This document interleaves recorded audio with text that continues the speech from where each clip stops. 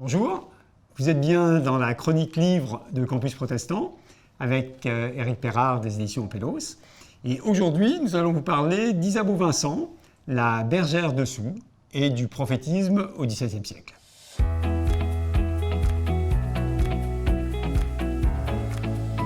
C'est une biographie en fait, mais c'est une biographie en partie imaginaire, puisque comme on peut l'imaginer, il y a peu de données sur la vie d'une bergère en 1688. Mais c'est surtout de l'influence de cette bergère et de ce qu'elle a fait que nous parlerons, puisque c'est elle qui a lancé le mouvement du prophétisme. Donc nous sommes en 1688, c'est donc 3 ans après la révocation de l'édit de Nantes, mais ça fait 20 ans que les protestants sont brimés, convertis, parfois massacrés, exécutés et en tout cas persécutés. Nous sommes au fond d'une petite vallée drômoise où se sont passées beaucoup de choses puisqu'il y avait beaucoup de protestants, donc beaucoup de temples. Beaucoup de temples, ça veut dire beaucoup de temples démolis. Et presque à chaque fois que les temples ont été démolis, les populations locales se sont rebellées. Ça n'a servi à rien, il y en a quelques-uns qui sont morts, d'autres qui sont partis en prison, d'autres qui s'en sont exilés, mais au moins ils se sont rebellés. Donc nous sommes dans un environnement qui est très mouvant, qui est assez explosif. Et pour à la fois calmer tout ça et montrer au pouvoir la présence et la bonne volonté des protestants, Claude Brousson, qui est le grand nom, un avocat qui a voulu reconstruire l'Église protestante, Claude Brousson organise un événement non violent, qui est une espèce de flash mob huguenot, l'idée étant d'avoir en même temps, dans toute la France, le même jour, des cultes, donc des cultes privés, puisque les cultes publics sont interdits, des cultes privés pour montrer la puissance et la bonne volonté du protestantisme français. Alors, organiser une flash mob sans Internet, sans Twitter, c'est compliqué, ça marche moyennement, et puis il y a quelques dérapages.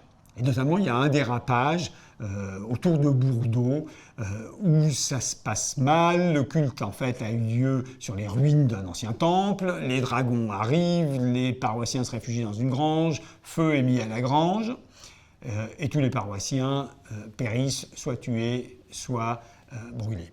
Leurs amis, frères, cousins et autres alliés prennent à ce moment les armes. Alors, les armes, c'est des des haches, c'est pas grand-chose, hein.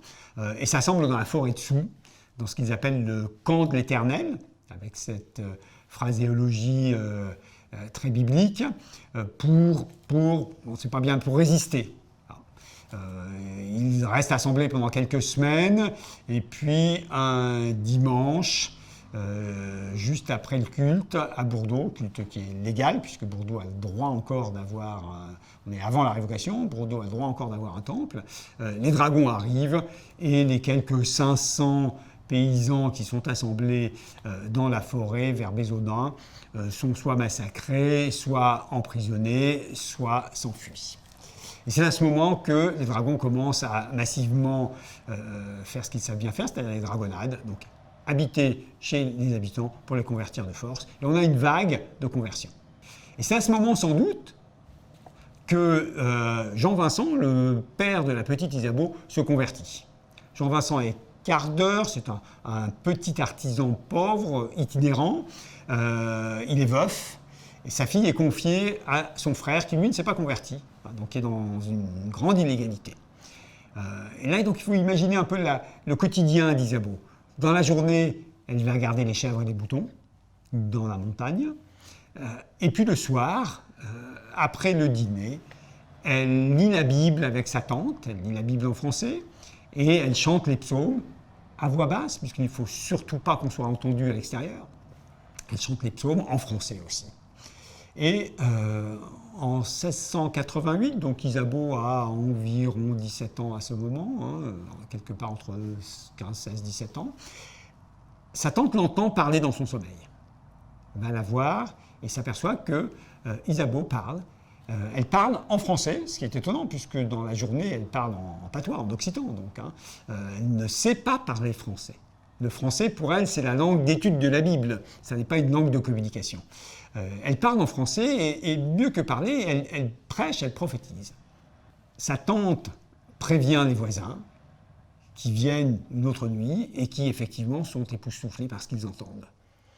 La nouvelle se répand comme une traînée de poudre. Les voisins viennent, de plus en plus nombreux, et puis on transporte Isabeau dans d'autres villages où, durant son sommeil, elle se met à prophétiser. Et quand elle prophétise, c'est un coup de tonnerre dans la communauté protestante bromoise. On en parle partout, ce sont des exhortations à garder la foi, ce sont des encouragements à ne pas céder aux convertisseurs, des encouragements à ne pas aller à la messe, et tout d'un coup, toute la région en parle, toute la région, voire même toute l'Europe, puisque Jurieu, qui lui s'est exilé au refuge aux Provinces-Unies, donc aux Pays-Bas, en parle dans ses lettres aux Huguenots. Ça dure quelques semaines. On n'a jamais vu ça. On n'a jamais vu une jeune patoisante parler français. On n'a jamais vu une jeune fille prêcher ainsi dans son sommeil. Et comme elle exhorte ses coreligionnaires à ne pas céder à la pression qui est la pression royale, ça ne peut pas durer très très longtemps. Elle est arrêtée. Fin de l'année 1688. Isabeau est enfermée quelque part à Grenoble. On n'entendra plus jamais parler d'elle. On ne sait pas ce qui s'est passé. A-t-elle disparu? Est-elle restée enfermée? S'est-elle convertie? Par contre, on n'entend plus parler d'elle. Néanmoins, au même moment, un jeune homme, Gabriel Astier de Cliustaca dans la Drôme, prend la relève et devient un nouveau petit prophète. Et puis il entraîne d'autres jeunes gens, traverse le Rhône, va dans le Vivarais, puis les Cévennes. Et puis tout d'un coup, ce mouvement de prophétisme enfantin prend une ampleur incontrôlée. En 1702, 3, 4, durant la guerre des Cévennes, il n'y a pas une bande de Camisards qui soit sans son petit prophète ou sa prophétesse. Donc Isabeau est morte, mais son message continue. Et quelque part, c'est le même message, cette notion de prophétisme, cette notion de résister à la loi des hommes lorsqu'elle est contraire à la loi de Dieu, qu'on entendra dans un certain nombre de sermons en juin 40, en particulier le sermon de Roland de Purie, le 14 juillet 40. C'est le même message qu'on entendra dans les années 60 avec Martin Luther King et les droits civiques.